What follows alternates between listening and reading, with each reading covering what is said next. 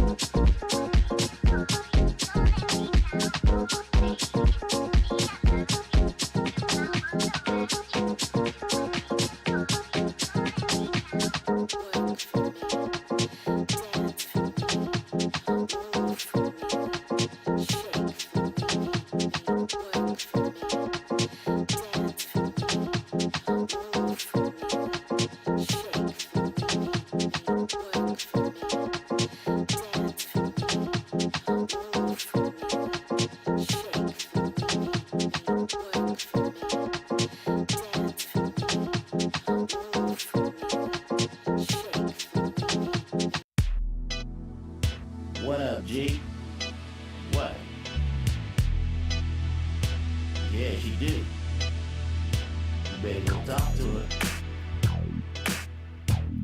Yeah. Uh-huh. Too fine, too fine. Uh-huh.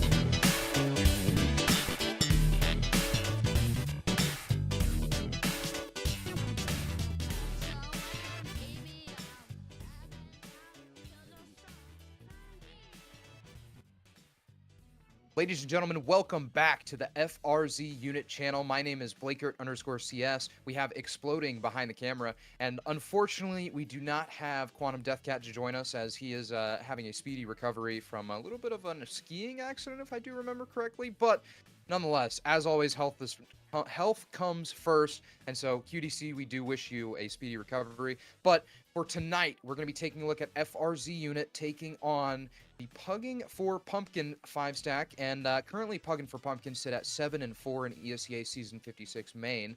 Meanwhile, FRZ sit at 7-3. They weren't able to compete in their earlier ESEA League match this week, had to have it rescheduled as they did make it into day number 2 of the PGL Bucharest qualifier. So maybe a little bit of a tailwind behind that FRZ squad as they did pull off what I would call as a great upset, beating Outfit 49 and then went toe-to-toe against the likes of Aether. So as I mentioned, a little bit of a tailwind behind FRZ as they continue on into these final weeks of ESEA and try to make it into those playoffs. We talk about all the time that 10-4 is that record that you need to secure your spot into the playoffs, essentially. And FRZ, as we talked about, currently sit at 7-3. And our map for tonight is going to be Ancient. Yeah, Ancient's going to be our map. Knife round is underway. But we talked about it.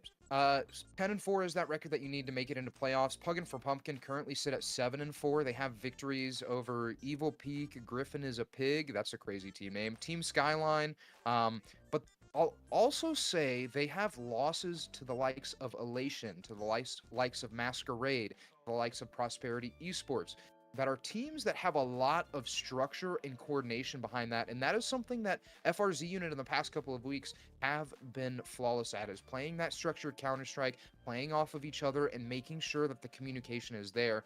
So realistically, if FRZ are able to come into tonight's match and play their game plan instead of dropping down and playing the game, or playing to the level of their opponents, I guess is the proper phrase, then we should see a relatively swift FRZ victory. But we're on Ancient, and Ancient is known as Green Mirage, and Mirage is known as the boxing ring of North America. So as we head into tonight's matchup, it leaves a little bit of questions to be answered from the side of FRZ unit.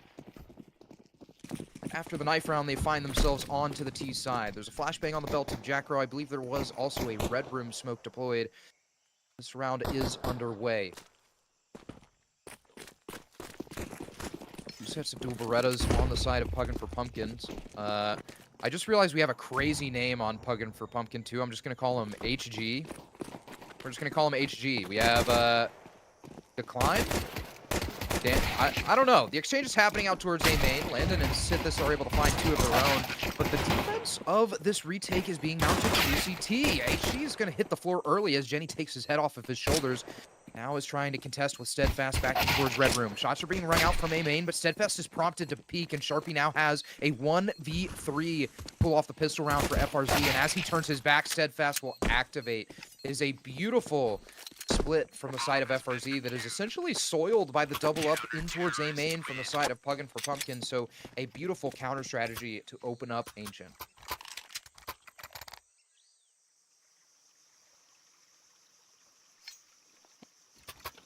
With that bomb plant, FRZ will have a little bit of money to work with in the second round, so we should see some sort of a force buy, and as the money is spent, we do see exactly that. MAC-10's all the way around. We see Sharpie has a Tech 9 in hand, which necessarily won't be the biggest of issues, as you can also see he's being the main proprietor of that utility for the side of FRZ.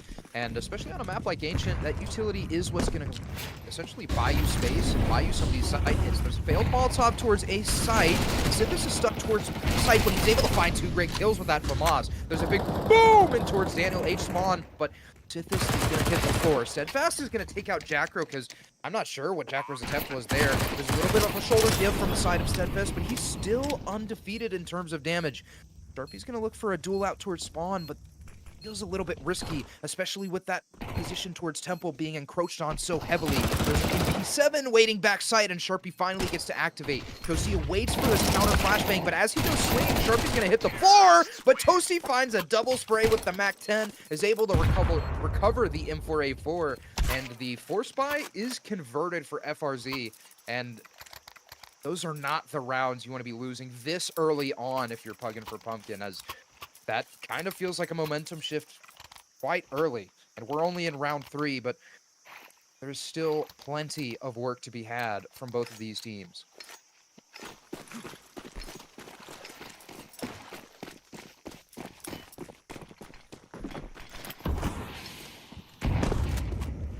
Number 3 upon us. He's going to look to take that M4 he was able to recover and find some sort of aggression in towards A main, but Daniel H only has an MP9 in his hands. And that's what the buy is going to look like for the rest of Pugging4Pumpkin too. Back in my day, we used to call this the Furia buy. Everyone's on MP9s and half armor, just trying to find some sort of duel onto the AK-47s.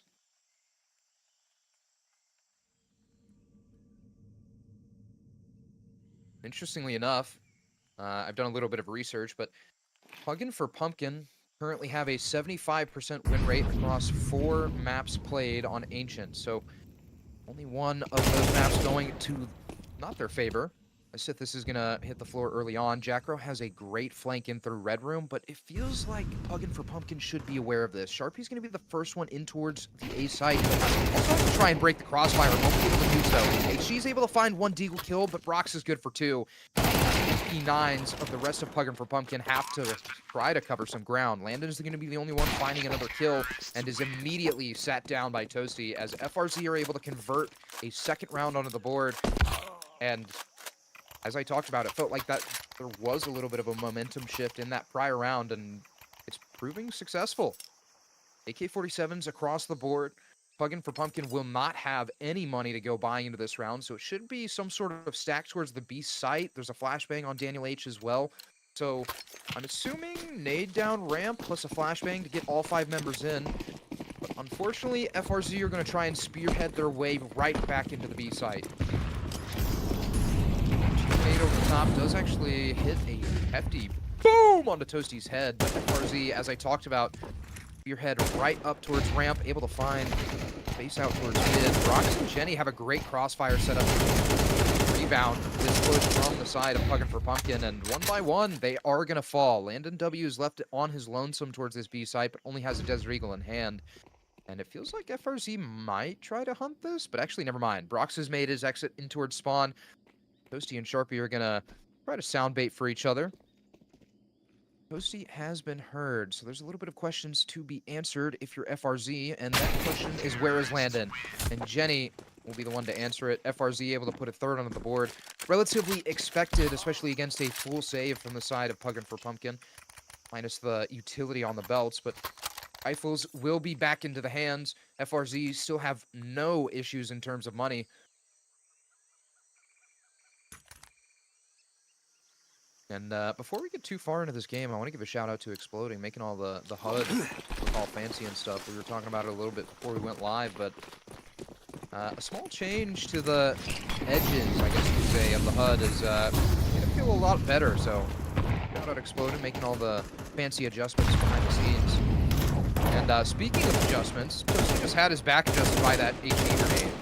A big boom! But as Toasty goes for the reload, Brox is going to try and find a kill onto Steadfast, but is immediately shut down. Landon has found a spam through the Vito smoke, interestingly enough. And actually, never mind, it wasn't a spam. It was Brox going hunting. So FRZ and the man disadvantage have to try and isolate some of these duels. Landon W has not made his exit out of Cheetah, so RP is going to go unnoticed. Reposition towards bottom ramp. Pugging4Pumpkin still heavily leaning towards this A site. Toasty has to be the activation point. He either has to go through Red Room and try to find a kill onto a rotating player through House, or he has to wait towards mid and gamble on the fact that Pugging4Pumpkin are trying to rotate through Donut. HG is going to wait close towards V1. Sharpie's going to try and get here, but as the shoulder comes in, Sharpie's going to hit the floor. HG converts a second kill, and it's all onto Toasty. Flashbangs ring over the top as well. Daniel's going to go running in towards Red Room and shuts down Toasty. It's 2 rounds for the side of Pugging4Pumpkin. Only need 1 more to tie us up. There's going to be an immediate buyback into this one for FRZ. Money not being an issue. Sharpie's going to draw the short end of the stick. Only has Smoke and Molly on the belt. His freeze time comes to a close.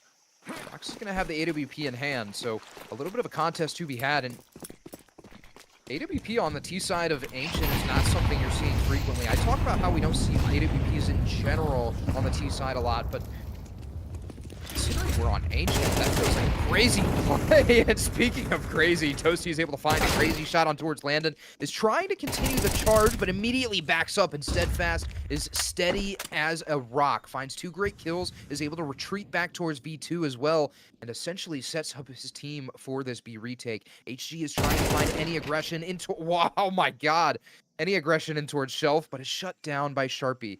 It's a 2v3. The HP kind of makes this a little bit of an even man advantage. Pugging4Pumpkin still have their doubts. There's a rotation in towards Donut from Sithis. Rotations in towards B, though, from Daniel H, trying to offer support to Steadfast. Both of these players are sub 75 HP, so 3 bullets is all it's going to take, or 1 to the dome piece. Smoke in towards short to allow Sharpie to exit out of cave, but Brox is going to be posted on the long angle. No sound cues have been given. Sharpie's going to be prompted to go for a swing, but not before mauling out the angle. Zephyrs is going to drop a smoke, and it feels not necessary, but Sharpie's still trying to play a dangerous game. Goes for the swing, finds the kill onto Steadfast. Now a 2v2 retake that has to be pulled off and has to be essentially accelerated. Sharpie behind the smoke is able to find Daniel H with a little bit of a lacking play, but Sithis with 15 HP says, should I save or should I go? And if you're asking me, the answer is going to be save?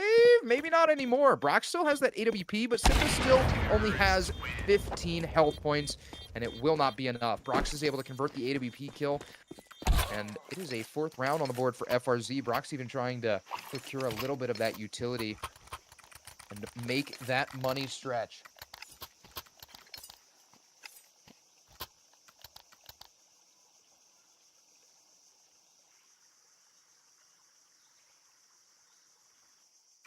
Tactical timeout from the side of FRZ, wanting to make sure that everyone's on the same page. And I almost think that we're going to see some sort of set play, maybe. Maybe not set play, but just kind of on the fly from Coach Jeff LaFlavor. As before Jeff LaFlavor stepped into that coach role, I used to play on a main team with him. And one of our favorite maps was Ancient. So maybe some elite ball knowledge being imparted onto these FRZ unit members. Maybe some sort of crafty play for round 7 is what's going to await.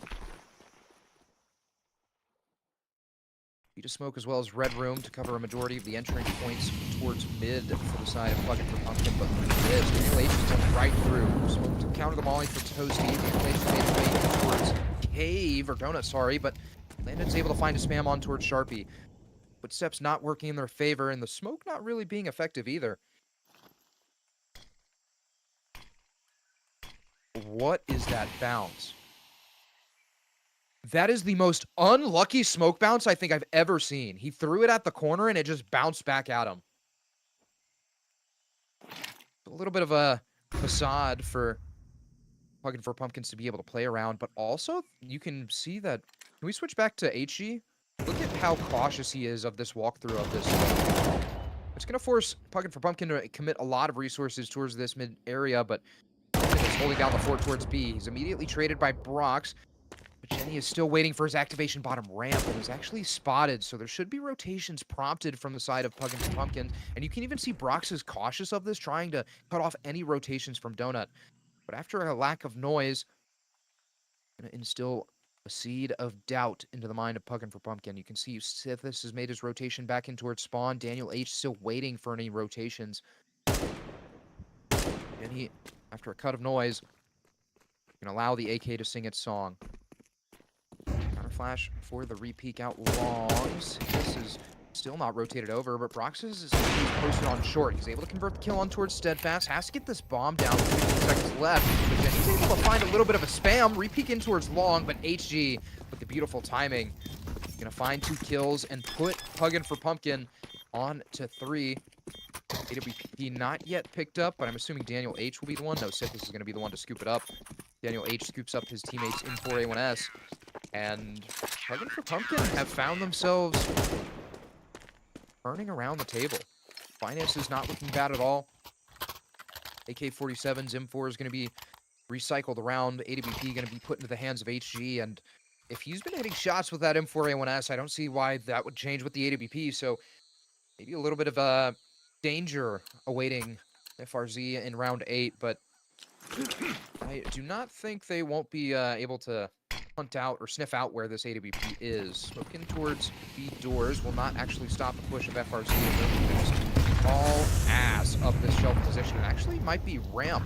A little bit of a standstill as Brox is going to be the one to wait for the Molotov, but Steadfast still has his gaze posted towards Cave. And as I say that, he switches back. Landon is here to offer support as well. Brox is going to take contact. Able to find Steadfast, flashes over the top. They know that Landon plays in Cave as well. So as he's flatlined, they know that they have this site secure. Daniel H is forced to run for the hills, and there's no supporting utility to prevent anything coming out from endgame. Sharpie's going to go for a swing off the back of the pop flash, but not after not spotting anything. He's given a free walk. He can't convert the kill onto Daniel H, but Brox is still here to be a little bit of a thorn into the side of these Pugging4Pumpkin members, but the call has been made. They're running for the hills. Sithis wants to save the AWP, and Daniel H knows the value of that AK-47 on the CT side, so a 5th round secured for FRZ, and with great, what's the word I'm looking for? With great pace in towards this A site, or into the B site. It felt like there was a little bit of a standstill bottom ramp, but that was just to wait for the utility, and as Sithis peeks from big box, his position will be revealed. Brox feels like he's aware of a player sitting in towards boost, but has to stay posted on the AWP and will finally hit the floor. Regardless, FRZ are going to be the ones bankrolling right now, trying to get their economy back in order, and considering how low the economy was, I'm not sure how I felt about a hunt coming out from Sharpie and from Brox. Felt like only one of those were necessary because that M4A1S that Brox had in his hands could have been very valuable in round number 9. But hindsight being 2020, Brox will buy up that MP7. Sharpie's going to have a MAC-10. And for the side of Pugging4Pumpkin, relatively strong. Other than Steadfast, who has a 5.7 flashbang smoke, but HG can't connect the first shot. Finally able to find the second on Sharpie, but AWP is scooped right back up. Brox takes what's his. And after beating his own team's Molotov in towards Temple, he's going to be isolated. He should be given a free fight on towards Steadfast, and is. And as the Molly extinguishes, he's able to make a free retreat back in towards Big Box.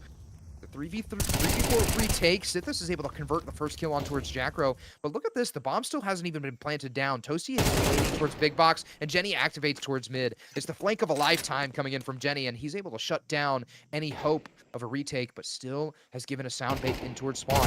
Landon is posted on the angle towards site, but now has to be cautious. Brox is able to take him out, but Sithis now has to be cautious of spawn because he heard the footsteps from Jenny. But as I say that, Jenny's going to give up the footsteps towards site. Sithis is going to be posted on the angle, and with the pop flash out towards Temple, Jenny should reveal the location. The Molotov will flush Sithis out, but somehow he's still standing. There's additional utility being deployed, and Brox is going to be the one to clean it up. It's 6 rounds on the board for FRZ, and these are hard-fought rounds, not any blow-over rounds from Pugging4Pumpkin either.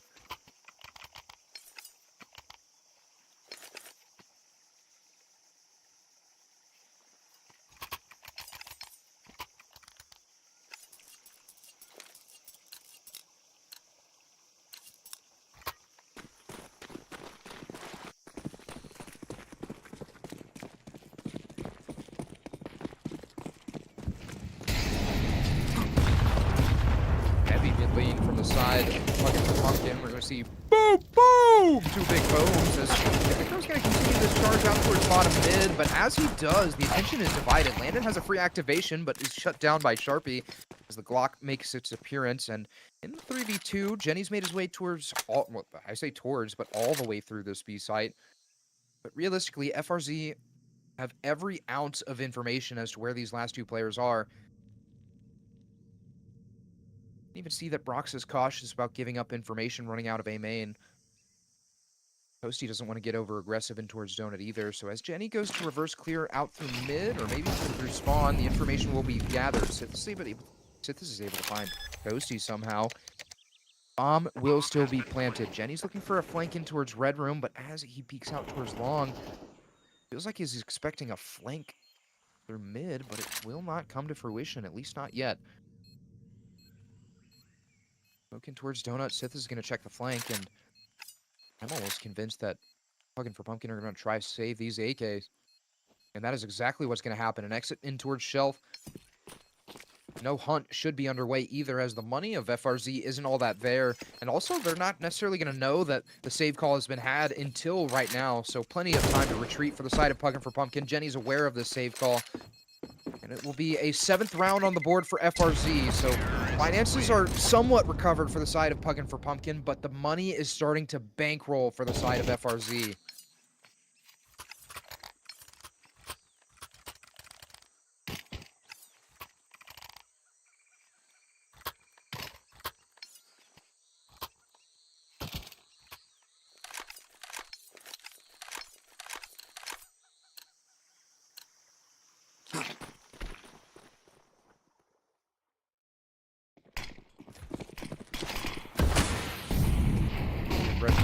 Red room smoke. Holy, I can't speak English. They find Sithis drop down to 88 HP, but not much else is going to come from it. Daniel H is able to activate towards Cubby and finds Jackro behind the smoke, but Dark Wolf can be forced into repositioning. Brox finds a kill on towards B site, so there's an opening for FRZ unit, and Jenny's just going to go charging in. He's well, huh? No headphones? Landon? Hello? Is your volume up? Jenny just ran up site, free of charge, and so the bomb will be planted. Toasty's going to be the one to do the dirty work, but Brox is still posted for a late flank and not going to come into fruition as he turns away. Toasty finds a spam through the wall. I'm assuming it hurt the wood. So this is going to be next on the menu, and Toasty is only playing with his food as he's found 2 kills. Going to be the one to plant the bomb, but is immediately traded through the wood wall. So spam's going back and forth, but the AK is what's the priority for Daniel H, and it will be another save call from the side of Pugging4Pumpkin, and FRZ have found 8, so guaranteed at least... Oh, I can't do math. It's too late to do math for me. Guaranteeing 8, guaranteeing a lead going into the second half. Oh, no. Oh, no. I have a phrase I like to use when we see kills like that, whether it's in my own games, whether it's in the matches that I have the opportunity to cast. What you see is what you get. And that is exactly what we just saw. So FRZ able to capitalize, find an 8th. No rifles recovered for the side of Pugging4Pumpkin, and a missed door smoke by a teammate. Actually, never mind. There were 2 being lined up, I think. Yeah, they both threw it at the same time. One of them clearly missed, but they ran into the other team. Jacker's going to be facing a hefty A main push from the side of Pugging4Pumpkin. Is able to deal enough damage, though, to actually force a rotation for Pugging4Pumpkin in towards this A site, and also drops down Landon to 34 HP, so a hefty manpower investment in towards this A site. FRZ are slowly going to try and pick apart this beat site defense. Flashbang in towards Cave. HG awaits close by, but he still eats the brunt end of that flashbang. Derpy has to have support close by or has to hard clear this angle. And with how many angles there are to play in Cave, it feels like that one's going to be a really risky one. Nade in towards the door of Cave. Sharpie has support now, but spotted the shoulder and will not be able to activate. HG finds one, but runs out of ammo, and Toasty has the SG for some reason. So a little bit of interesting decision making. Steadfast is going to be the sole proprietor of this B defense, but is not going to get a chance to activate. Jenny's going to find him through the smoke. The last 2 members of Pugging4Pumpkin are fighting for something that doesn't even feel possible, and Jackro's going to be the one to prove them right. It's 2 kills and 9 rounds for FRZ as we head into the second half.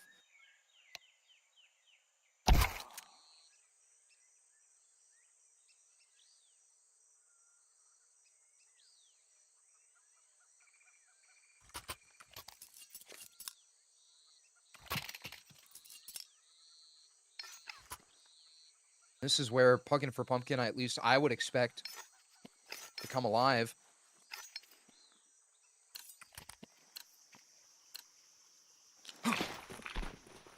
B-side is known to allow you to be a little bit more creative, and it feels like early on Pugging4Pumpkin were hitting these shots, and more specifically it felt like HG and I believe it was Landon were connecting shots, but Brox is able to connect one of his own, trying to find a second, but jump across from Landon is a little bit too much, and Sithis will find a second on towards Jackro. He doesn't even get a chance to let those dual Berettas sing, so the retake is being prepped.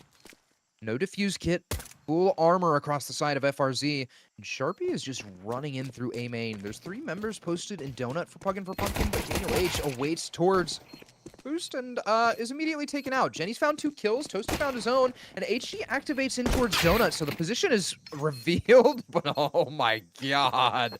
Some crisp, clean locks, if you ask me. And FRZ pick up a 10th off the back of a pistol round. I mean, it felt like the power player there was supposed to be Jackro with the dual Berettas, but I mean, Jenny, Sharpie, and Brox not even going to let him get the opportunity to find a kill, so double digits are secured for the side of FRZ. Full buy does come in, or I should say a force buy, as Toasty's going to be the one wielding that Mag 7. And a force back from the side of Pugging4Pumpkin as well. 3 Lils, 2 Mag 10s, but not a lot of utility to work with. And on the T side, it feels like that's exactly what you need to be able to maneuver around the map. Jacker's able to offer up a wild spam in towards the elbow smoke and finds Daniel H asleep at the wheel.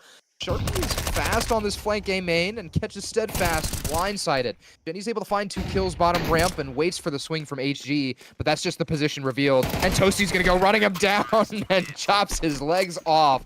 It's an 11th round for FRZ. The momentum is rolling like a snowball, and I absolutely know that the vibes are perfect and are immaculate in this FRZ camp.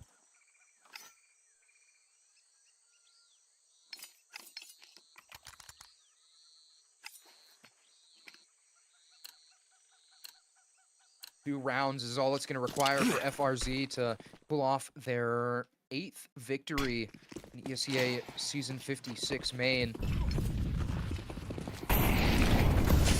Pugging4Pumpkin are looking at force. Sharpie can't do a damn thing about it. Landon's Tech 9 will also overwhelm the site defense, but Sithis has found another onto a rotating Jackro, and if I'm FRZ, I'm taking a book out of Pugging4Pumpkin, and I'm calling a save call already. The bomb's punched down, 3 members dead, and at the drop of a dime, the round has been turned around, and Pugging4Pumpkin's finances will be bolstered. So a little bit of a mirror of what we saw in the first half with CT side, which was Pugging4Pumpkin finding the pistol round, but FRZ now not able to convert the second, and whether that's due to a little bit of change in strategy or maybe a little bit of rust coming onto the CT side for the first time in a while, they have lost and given up this 4th round to Pugging4Pumpkin, but Brox is still trying to make it expensive. There's a punch underway. Sithis is going to take a chunk of damage from that bomb explosion. The steps have been heard. Then he's able to activate and find Landon. The reswing is prompted from Daniel, but he's not in time, so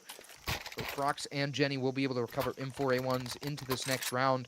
And realistically, FRZ have plenty of money to go back into this, so Pugging4Pumpkin are need to connect the dot. We're going to need to connect the dots once more. 4 AK-47s. Red room smoke instantly from the side of Pugging4Pumpkin, something that we saw consistently from both of these T sides as well. As the nade hits its mark, that's a big boom onto Sithis' head. Toasty is trying to fight out towards Cheetah, though. Flashbang over the top, blinds 2 members, but Toasty's only good for 1. A 2K on the side of Pugging4Pumpkin. Sithis and HG were able to go 1 for 1, leaves Jenny on his lonesome out towards mid, but Landon is still waiting to activate, and Jenny just narrowly misses the timing, so a false sense of security for Landon, and if he's not careful, then Jenny has a free activation point from Cubby. We'll be able to shut down any rotation in towards this B site, and might be able to even offer up a hefty flank, but if he keeps this noise cut, he might be able to catch all rotating members for Pugging4Pumpkin. You see there's a player, and I believe that's Daniel H, posted in towards A main. And if Daniel H is able to continue this charge, he might be in free rotation, but no! Jenny tries to tuck ahead, Sithis goes peeking, and is able to find the kills, so drop down to a 3v2. FRZ have their backs against the wall. The bomb is finally going to be rotating out towards this A site. And now all Daniel H needs to do is continue on this forward charge to try and catch any of these FRZ unit members off guard, but it feels like you cannot rotate into a red room because that is a position that they'll expect, but Sharpie's going to rip the head from Sithis' shoulders. And now Daniel H has the chance to shut down the rotation towards this A site, but is going to be completely separated from Sithis. So Sharpie, all he has to do is run in and get this bomb down, and the round's unwinnable. Brox just has to hide. Daniel H doesn't have to go for this, but Daniel H has the time to pick up the bomb and get it down. He's got to be posted on the fact that Brox is ready to walk out, and as Brox does, Daniel H tries to stick that bomb, and FRZ will be moving on to match point.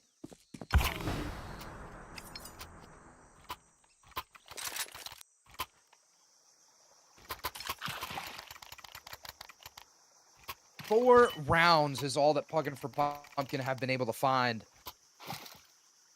And I don't think we will be seeing them get another. We're going to see, I guarantee you, a fast B pop from the side of Pugging4Pumpkin, but, okay, never mind. Caster cursed it. They're going towards mid. Land is going to be flown out towards bottom mid with Flashbang. Tech9 in his hand, but the Molotov will do a chunk of damage before he's even able to let the Tech9 sing. Jackro finds a third kill through the smoke on towards Daniel H. Sithis is eating a big boom! And Toasty found the B-Lurk, so one kill is all that stands between FRZ and their 8th ESEA Season 56 main win. And Jenny's even trying to get a little bit funny with it. Offers up the flashbang, offers up the knife, and Sithis is being fed one by one. He converts a crazy shot onto Jackro, but it doesn't matter. It's a 13-4 victory for the side of FRZ. They're moving on to 8-4 or 8-3, sorry? Yeah, 8-3 in ESEA Season 56. So playoff run still alive for the side of FRZ, as they only need 2 more wins to essentially secure it. And if they're able to find those 2 wins, then the other 2 to prevent them from being knocked out of playoffs should be no issue whatsoever. So a great victory from the side of FRZ, really able to play their game plan and not drop down to the level of Pugging4Pumpkin, which is what I talked about being the key to success for FRZ tonight. But with that victory, I don't think there's much else to say other than congratulations to FRZ unit for that. I mean, as we talked about, a solid victory. And we're going to go ahead and get out of here, though. My name's been Blakert_CS. We've had Exploding behind the camera. Obviously, no Quantum Deathcat, but QDC, if you're watching this at home, we hope you have a speedy recovery. And from us over here at the FRZ unit, we hope you have a great night.